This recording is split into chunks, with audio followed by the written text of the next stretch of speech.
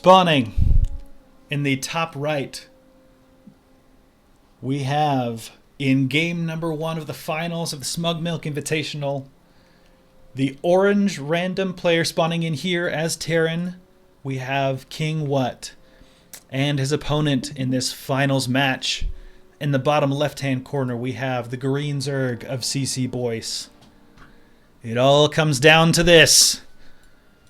With a $100 differential on the line, both players, of course, earning that $100 second prize, but the winner walking away with $200. We have the finals match. Game number 1, KingWut versus ccboice on this new map called Destiny LE, I believe. This is an interesting one. It does have this pocket natural expansion, which has the gold minerals. But these minerals form a wall, and should you elect to take this, gold minerals notoriously fast for being mined out, as SCVs do take extra minerals from each little back and forth. And as soon as one of these mineral patches goes out, this becomes an entryway, an extra attack path for your enemy. And it does look like our Zerg player has opted not to allow that to happen. He is just going to take the more standard natural expansion that does have the full amount of minerals, and he's just going to get started there. It does look like our Terran, however, is opted to take this more not aggressive, but more possibly risky choice. And it does look like the Overlord is right here to see it as the command center goes down. A Marine is out and could be sent to take out this Overlord before it gets to the safety, but it does look like KingWut has not yet managed to spot it. The Marine is now on its way, but I think the Overlord is going to make it there to safety before the Marine can get there to do anything. He's going to take some hits. Oh, and I don't actually know if the map goes high enough for this Overlord to get out. He might be stuck. ccboice might be down 100 minerals already this early on in the game. But it's not for nothing. He does have the knowledge that this command center is in this more possibly, what am I trying to say? Attackable position, I guess, for lack of a better term. The Terran has definitely made a solid wall here at the front, but this early advantage economically could turn into an extra attack path for the Zerg if he does decide to gear up for it. Meanwhile, back at the Zerg camp, it does look like metabolic boost on the way, opting to not take too much gas and just focus on getting his mineral income up and running as this second base has started to flow.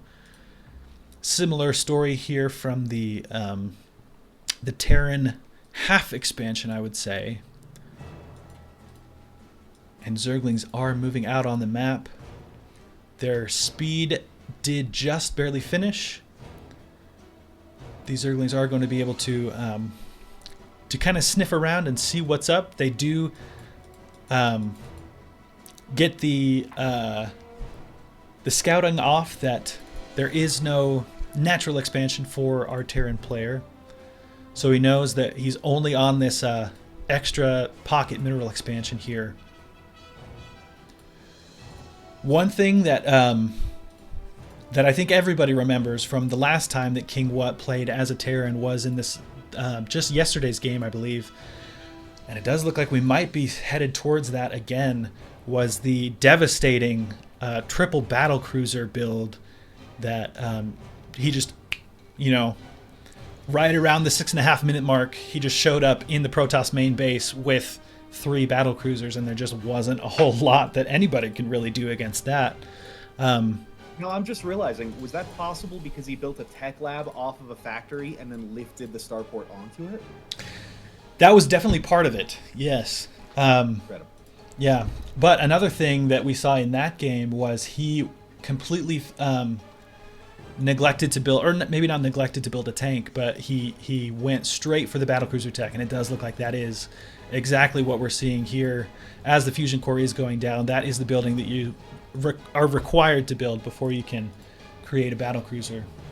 But this battlecruiser will be significantly slower than the one we saw in that game because he's chosen to get this tank. He saw how many Zerglings were outside of his base just poking around, and he's chosen to invest a little bit more of that precious gas into a more defensive build.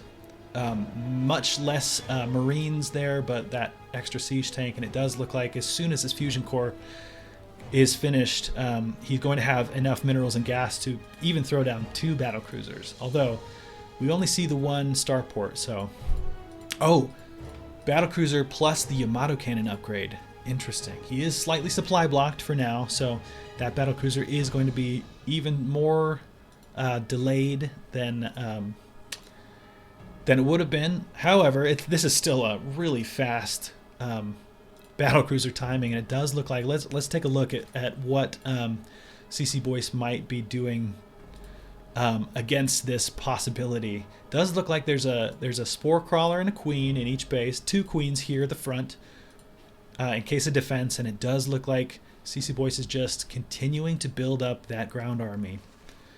This army, of course, not able to do much against a battlecruiser. However, this is a formidable force, and these banelings, I think, would be very good if they were able to get up and just be able to bust this open, and this is enough Zerglings to really wreak havoc on an unsuspecting Terran. However, this sensor tower is a great investment because KingWut will be able to see the Zerglings move across the map. As soon as they enter this white ring, Terran's going to be able to see red blips on the map, even before the Zerglings reach, vision range of these tanks. This battlecruiser is coming out right now. An additional battlecruiser on the way, and this second starport finishes and immediately throws down a tech lab. It does look like it's very similar to the triple battlecruiser build that we saw last game. This Zergling Baneling force pokes its head in and does see just this solid Terran defense wall that is set up right now, and this probably isn't quite enough anymore to break through that now that this low ground bunker is also established and full of Marines. It does look like the Neo Steel bunker upgrade is up and running, so each of these bunkers holding 6 Marines, and this is going to be an ill-fated attack, but the Banelings have made it up. The bust is complete. The Zerglings are on top of these tanks and Marines, but the tank's just doing so much splash damage. The barracks does go down. There's a massive hole in the wall, but Terran has survived. Especially important to note, these tanks have survived. And these 2 battlecruisers are now on the way. It is now in the hands of the Terran to do the aggressing. The Zerg attack has been successfully defended. Even as I say that, more Zerglings are continuing to stream across the map. But we do see the preparation is here. ccboice has known about this possibility for so many minutes now that triple spore crawlers here at the base. A Yamato cannon will take out a queen in a single hit. However, Brenda, Karen, Elizabeth, and Latifa, the many queens here, are going on the offensive. Maybe a little bit too much now that the battlecruiser has a buddy. They do need to fall back to the defensive perimeter of these spore crawlers. It would be great if they could just pull back a little bit more. Yes, draw the battlecruisers into the attack range of these spore crawlers. But will it be enough? ccboice just continues to need to make queens, need to get stuff, anything that can shoot up. This battlecruiser dangerously low, 28 health on this one. Does run the drones away, trying to mitigate all of the economic damage, keep the battlecruisers from doing too much crazy damage, and it does look like those 2 do jump back to the safety of the main base as they can be healed up by the SCVs. An additional battlecruiser coming in, a fresh battlecruiser, trying to see if he can do any more damage. 1 queen does pop out and immediately die, but it does look like the Hydralisk Den is out. Have we created any Hydralisk? No, not yet. Not quite, but 2 more spore crawlers getting thrown down. just doing anything he can. It does look like, oh my goodness, I totally missed this. A Zergling counterattack took out most of the SCVs in the third base of the Terran. So much going on right now. This is a crazy game. These players are moving very, very fast, focusing a lot at a time. But man, another battlecruiser is able to teleport out, get back, and be refueled by these SCVs that are repairing it. It does cost minerals and gas to repair these back to full, but not nearly as much as creating one from scratch. So every time that KingWut is able to teleport one of those back, pull it back to safety, he does keep a battlecruiser alive to fight another day and save an extra chunk of money. What was that? Carson has Neural Parasite. Neural Parasite, that's a beautiful play. Neural Parasite, of course, is the Infestor's ability to mind control a unit. And if he can get this off, this battlecruiser is now Carson's for now. He does Yamato Cannon to do a massive amount of damage to that enemy battlecruiser, but the Infestor does end up going down. Still, that's a great way to play. These Hydralisks are going to melt to the combined firepower, but with some transfuses, with a group of Mutalisks now, or not Mutalisks, Hydralisks, unfortunately, 3 now battlecruisers is still just so much damage output at a time. He needs to start attacking, or start pulling back to these spore crawlers. But even then, 3 battlecruisers is just so much damage that can be output at a time, and it's just been a struggle for ccboice to create enough queens and enough standing army to be able to effectively fight just this growing number of battlecruisers. As we see, 2 more are making their way across the map. These Zergling counterattacks have reduced the number of SCVs, the economy of the Terran, but as long as he's been able to keep these battlecruisers up, he was just too far ahead. And KingWut takes game number 1. Game number 2 of this finals round, spawning in the top right as the orange Protoss. We have KingWut up 1-0 in this finals against his opponent here, the green Zerg of ccboice. We saw, not for the first time, the battlecruiser rush strat from the Terran of KingWut last game. ccboice was able to recognize that. Luckily, he'd seen that plenty of times before previously in this tournament, as it seems every time KingWut rolls Terran, that is his go-to strategy. ccboice was able to set down 3 or 4 spore crawlers in each base, but the timing of that devastating 3 battlecruisers that are just able to fight against that many spore crawlers and queens all at the same time, ccboice was just never able to create that critical mass of queens or hydralisks or corruptors that could really take on those battlecruisers that were just harassing and then teleporting back at the last second with like 20 or 18 health. KingWut's control over those battlecruisers was unparalleled in this tournament so far. But we won't be seeing any of that this match, as KingWut is, as a random player, he has rolled Protoss. And of course, ccboice has seen the probes moving out across the map, so he does know this, and he knows not to prepare for battlecruisers, but instead something that the Protoss might throw. And we do see this forward pylon being set down by KingWut. I think before, in our previous matches in the semifinal round, he used this to warp in several adepts to do some early economic damage, as those nasty glaive attacks. If you get 2 adepts and they shoot the same drone at the same time, I believe it will one-shot them. So a pair of adepts can be devastating to a mineral line in the early game. So I believe we will see something like that. Or there's the potential, of course, to do something even more nefarious, a la Dark Templar Rush, or some other crazy shenanigans. As a dedicated random player, KingWut is technically capable of anything to do in this ZVP matchup. It does look like ccboice not taking any risks. He does have these 4 defensive Zerglings up early to make sure that nothing crazy happens to his natural expansion.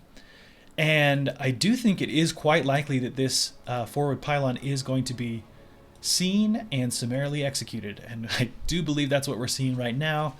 Those 3 Zerglings are going to attack this defenseless pylon.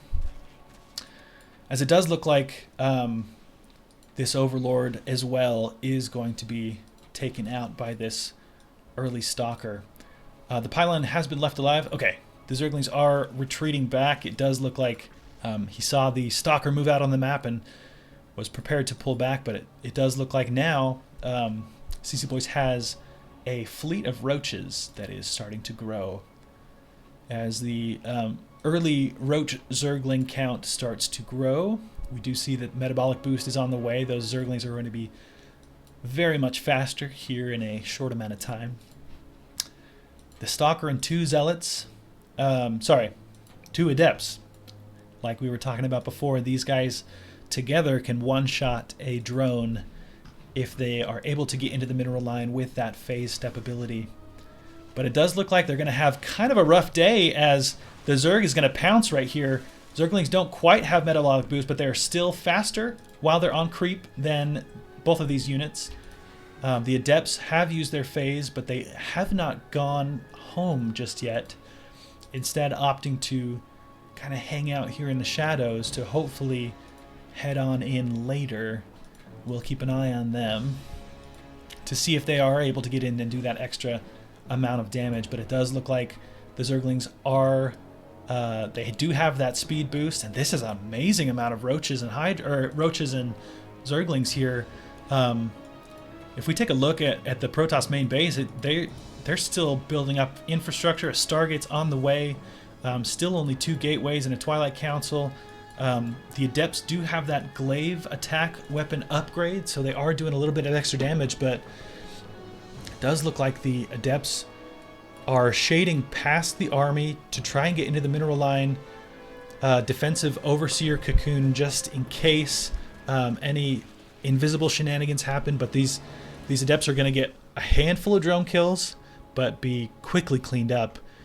And we have the very real potential of the Zerg being able to move out across the map and do some amazing damage to this exposed natural expansion of the Protoss right now. The army count is just so much higher for the Protoss. There's a decent amount of Stalkers up in the main base, but this is still enough to really pose a threat, especially now with Hydras coming in. This is an outstanding army from the Zerg here, especially for how early in the game we are. It does look like the first of the Void Rays is coming out, but ccboice is prepared with the Hydra count already being this high.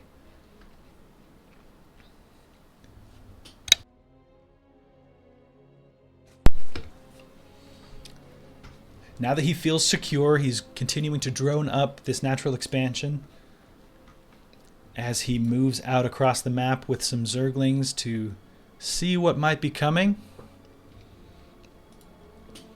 One other thing that we have seen very often from KingWut is he loves these hidden bases,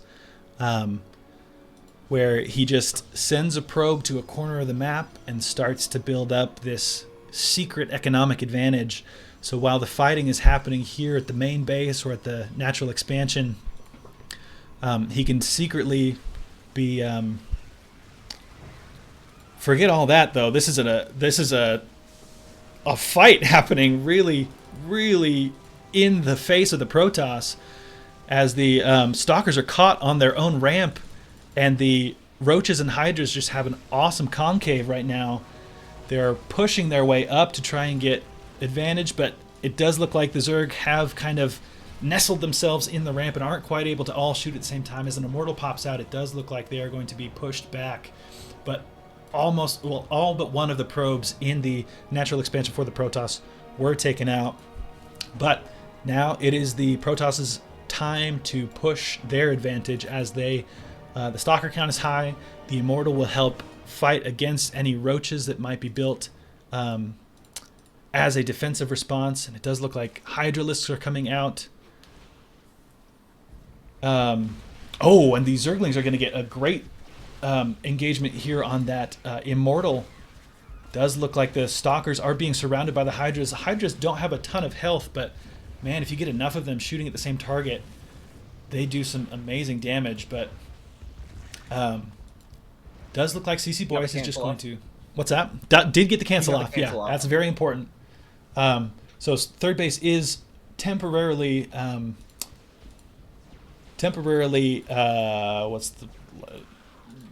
denied. But ccboice is pulling back to get these reinforcing lings before he engages. I think that's a really good move because now these Zerglings are able to surround. It does look like 3 more Stalkers do come to reinforce, but 1 Immortal's going down. This Immortal is very low if these Zerglings are able to engage, but it does look like once again the that Queen might not be able to get out at this point. But Protoss is going to take that and get the heck out of Dodge because those Zerglings are able to reinforce so very quickly.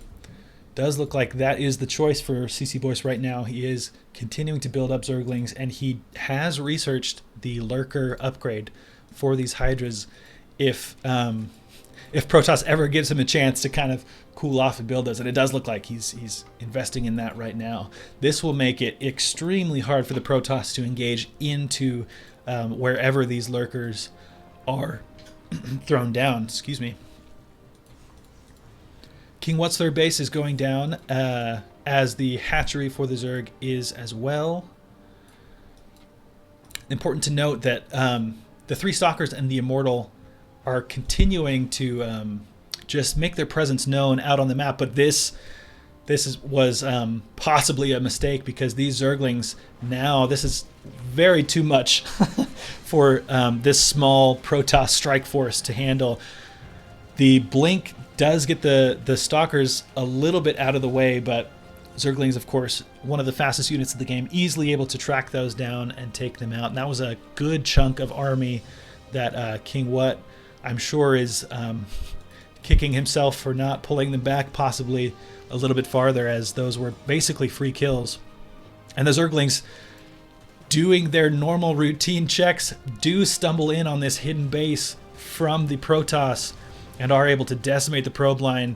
And this Nexus, I'm sure, is going to fall as the main army, which consists of Zealots with that very important +1 upgrade that we talked about in the last matchup.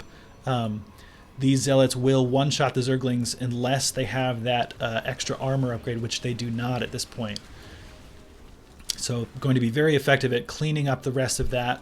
However, this Nexus is going to fall to these 6 or 7 or 8 Zerglings that have been left in this bottom right-hand corner. Meanwhile, though, 5 Lurkers set up in position for the Protoss to make their attack towards the main base. They will have to walk exactly through this perfectly planned choke point from the Zerg. And we'll see what the Zerg chooses to do now that they have these higher tier defensive units. If we'll see any more bases. It did look like before the Protoss Strike Force was able to take it out that Zerg had thrown down a 4th base here as well. I would love to see him continue in that pattern now that he's kind of established himself. He's defended against the initial push. As a Zerg player, you always feel most comfortable when you're up 1 base over a Protoss. Just because the Protoss heavy army units, such as the Colossus that we see, it looks like another Colossus on its way, as well as a Phoenix. These very expensive units. As a Zerg, you just need so much, so much stuff to throw at those expensive and strong Protoss units that you definitely feel most comfortable when you are up a base. But it does look like, I love this, as the Protoss moves out, a large amount of Zerglings are trying to take out this destructible rock to open up a pathway straight into the juicy mineral line. But it does look like the Protoss force right now has seen on the map there are lurkers on the field. Oh, that Zergling counterattack has been brought back to help defend against this, but it did walk straight through the strafing lines of those Colossus. Ooh, the Zerglings getting in and walking straight through the Colossus line once again. But it might have been worth it. It does seem that the Protoss force is at least confused, or it bought a little bit more time to build up the defenses here. These lurkers, as they are attacking through this choke point, they are doing damage to these rocks, and eventually this defensible position will become slightly less defensible as these rocks open up more surface area for attacks against these lurkers. That's a clutch takeout on that observer as the Overseer gets there and the Hydralisk taken out. And that put an immediate end to this push, as the Protoss no longer have any ability to see these lurkers. They're going to have to pull back to either create more of these observers, and it does look like there are several queued up now, and that has definitely bought the Zerg some time to continue to rebuild that defensive force. I will say these rocks are now low. The Zerglings didn't quite finish off that opening up that attack path, but the creep is nearly at this door here, and that option remains viable for the Protoss, or for the Zerg player, who does throw down the 4th and the 5th base after that successful defense. Protoss's answer to this, of course, continuing to build Immortals, continuing to build Phoenixes. One thing that the Protoss also has in their arsenal is the Oracle, actually. Normally, we'll talk about that later. There are lurkers sneaking in past the Protoss if they are able to set up right here, cutting off the main Protoss army from their defenses, or from their main base. Oh my gosh, these lurkers doing so much damage as this Protoss army is just balled up fighting these Hydralisks. I don't know who's coming out on top. It does look like the Protoss very low on so many of these units, but the Zerg is going to be able to take those 4 lurkers and get out of dodge, as these Phoenix are going to lift those up. No escape for those final 4 lurkers. And this is, the Zerg is now on the ropes. That those Colossus did a surprising amount of damage. Oh, and these Zerglings are also going to get mopped up. Those lurkers, unfortunately, not able to do enough damage to the main chunk of this army. So many of these are so low, but now just with the few minutes left, those shields have been recharged, and it does look like the Protoss has taken a victory. KingWut wins the Smug Milk Invitational 2-0.